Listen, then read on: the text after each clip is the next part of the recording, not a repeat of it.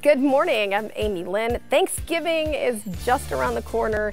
If you think you don't have the time, skill, or patience to create homemade recipes, our next guest is going to make it a lot easier than you actually think. You'll be able to do it. Shelly Jaronsky, she is a wildly popular blogger and the author of the Cookies and Cups cookbook, and she's here this morning with some beginner's tips for creating a family favorite. Good morning, Shelly. Thank you so much for joining us.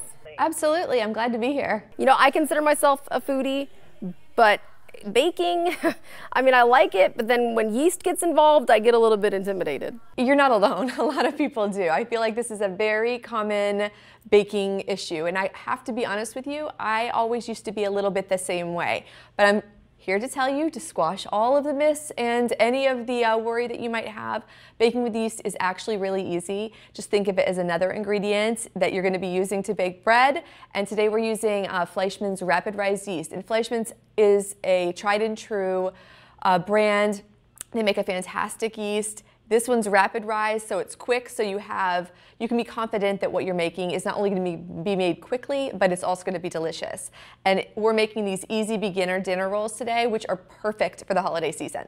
Oh, so it really is a beginner recipe? I'm not just telling you that, I mean it actually. This absolutely, let me just walk you through really quick, and it might seem too easy, but I promise you it is that easy. You're going to be using ingredients that you probably have in your pantry right now. Flour, salt, sugar, water, milk, butter or margarine, and the Fleischmann's Rapid Rise yeast.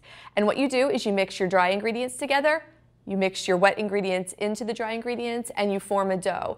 And this is where people might have questions, is when you knead the dough. Kneading is the most important part of bread making, and it's just, you have to do it. And Fleischmann's yeast is easy to find, right?